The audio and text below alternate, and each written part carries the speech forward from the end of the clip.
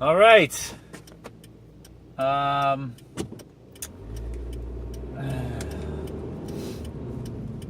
just had an interesting kind of session all morning. It's kind of, yeah, I still had some, I guess I still have a little anger about certain things in my past. A lot of it at myself and how I handled those situations. You know, I wish I had handled them differently. But then occurred to me,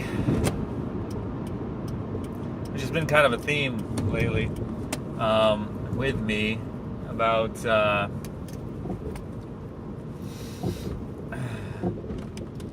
not expecting everybody's best all the time. I feel like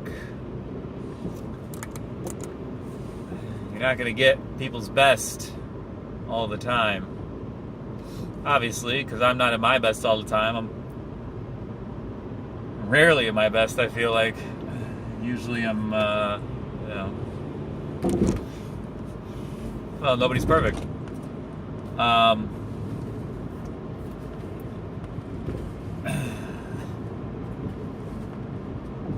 And just so my thought was, you know, how should I handle those situations with compassion when somebody's acting a certain way, as one Christian to another or anybody.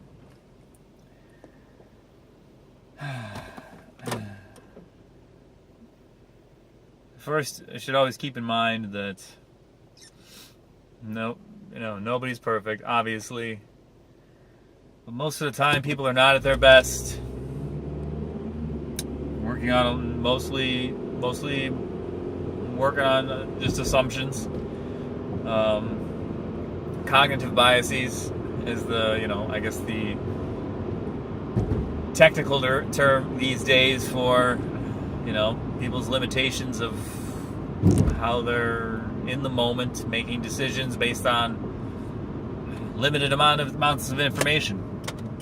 And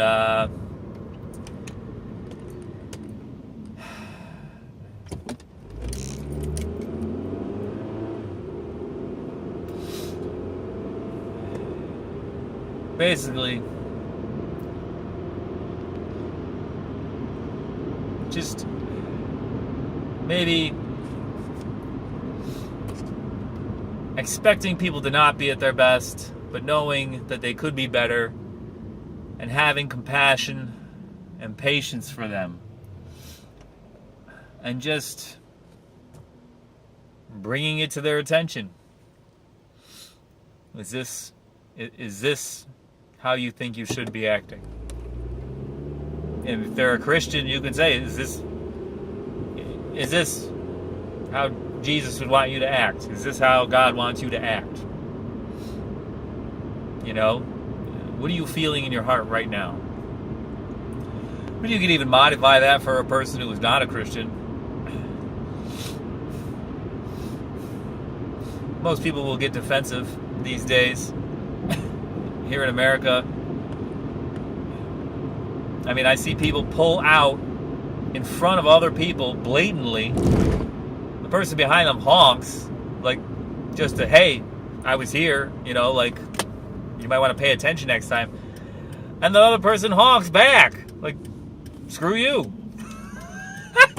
Don't you honk at me.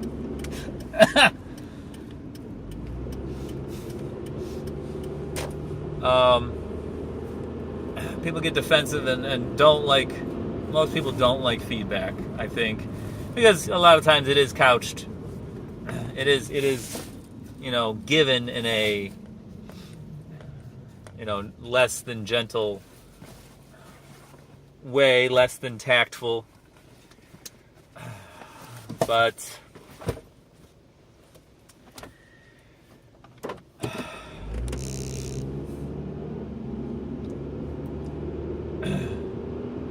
It's in those moments when people are acting less than their best that they need love the most. People who have been forgiven little, love little. That is true in terms of an entire life, but I think it's also true in the heat of the moment. When I'm at my worst,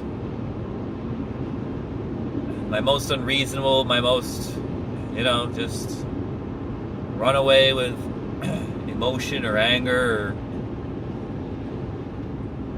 just tired, impatient, what I need is for somebody else to be forgiving of that, and to maybe even just bring it to my attention. Hey, you're not being the person you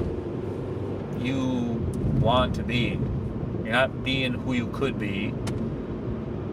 The person I know you could be. So that's a great lesson. That falls in with loving the person in front of me. Is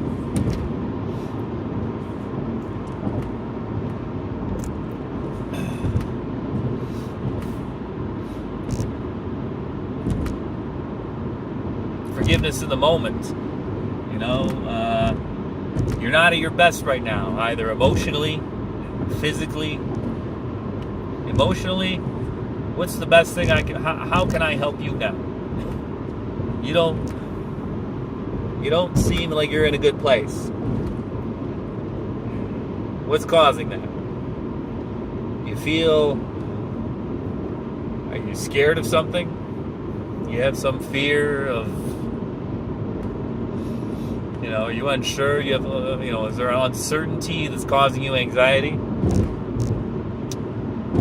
Is there, do you feel like you're between a rock and a hard place and you don't really have any choices?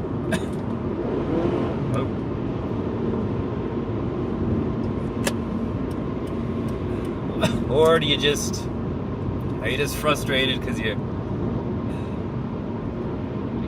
don't feel like you really have a purpose? You're not feeling really, your self-esteem is low. Because, you don't know why you're here. Emotionally, that's how people struggle. And then obviously physically, the needs aren't being met. Just need some help. And usually the two are related. If somebody's struggling physically, usually emotionally they're also struggling, and vice versa.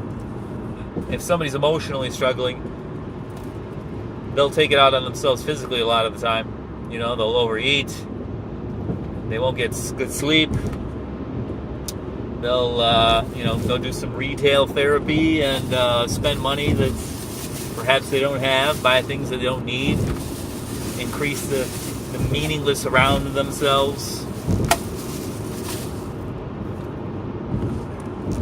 which just, when you look around yourself and you have just a bunch of meaningless possessions that you bought hoping for meaning, and you just, I don't know, I feel like more of a failure. It's like, wow, that didn't work. So I'm trying to solve my own problems. I don't know how. My coping skills.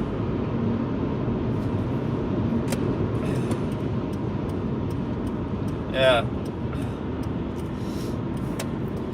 And that's so that's when I was talking about my last video, the kind of Christian coping skills. What pray. What can God do for me? Read the Bible. Help me interpret what I'm supposed to be doing, giving myself purpose. Prayer should be putting things in perspective. Same thing with reading the Bible. The Bible gives you, some guidance, lets you know why you're here, what you're supposed to be doing. Simplifying your life.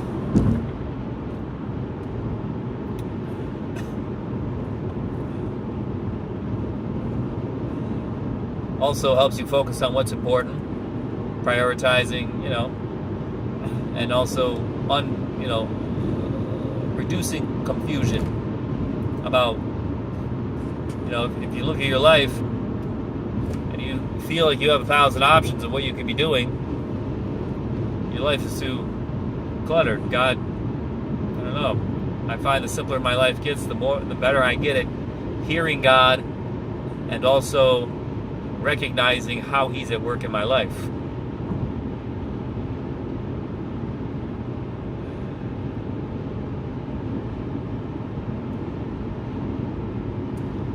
And then, of course, there's helping people, loving the one in front of me, gets my mind off myself, and then sometimes also puts my problems in perspective.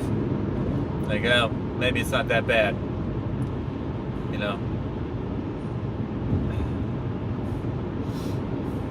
I lost my job, but, this person I'm helping who doesn't have their legs, can't feed themselves, just lost a child, and just needs somebody to, lighten their load a little bit so they can process, or take them out and have, just try to get their mind off. Any of those.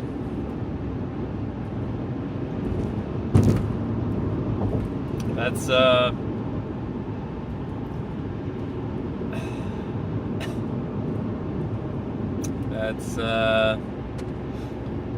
those are the coping mechanisms. Pray, read, simplify, help others.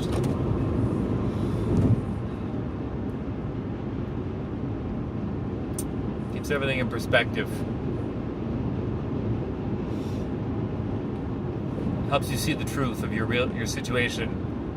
Gives you some different angles on what your situation, and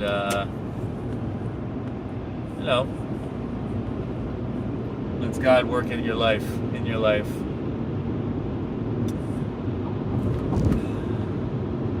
That's I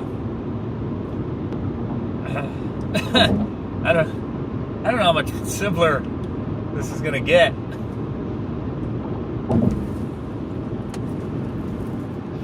I'm surprised it keeps getting simpler. I feel like the more I go along and the challenges I overcome, I keep whittling down what's truly necessary to get closer to God. The closer to God I get, the simpler things get.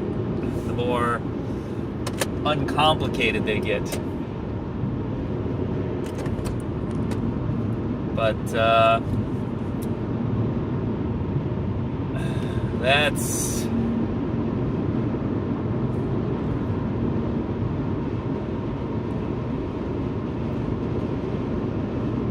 we'll see. That's how things are going for me. Less and less complication. The only times it gets complicated are when I'm trying to do my own thing. That's when it gets complicated. That's like, okay, well, I've gotten it kind of simple. God's simplified things for me, helped me see things, and put things in perspective. All right, now I feel like I have this room to work with, and so I'll try to complicate. I'll add things in, like, okay, well, I can just add this little thing over here and this over there, and it'll stay simple and uncomplicated. No, it never works for me. It never ever works. I can't. I don't know. I can't. I don't seem to be one of those people who can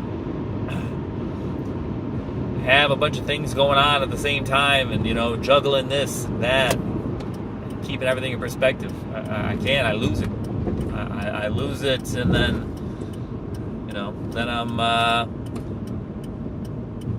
I'm back to square one, and I have to go back and just, okay, I can't do all this stuff. It's more when I try to. Just saw just read something, and it was like this. Apparently, there's some thing from Greek mythology, Procrustes, where the sun,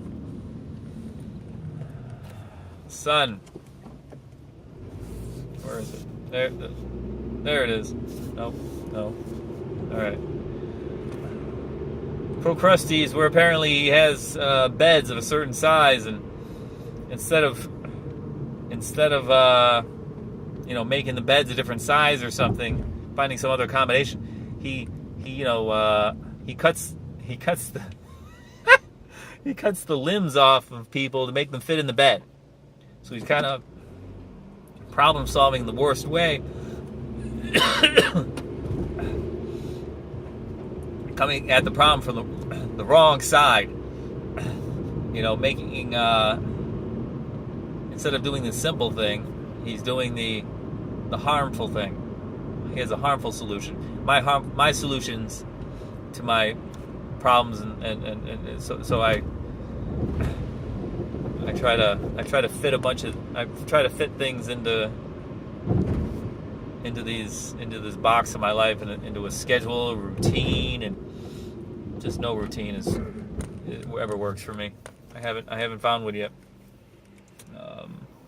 except the most simple one that apparently God allows, but no complexity. I can't have complexity. All right, well, probably the first half of this video was useful. The other half was me rambling. But all right, well, I hope you find it, and God bless.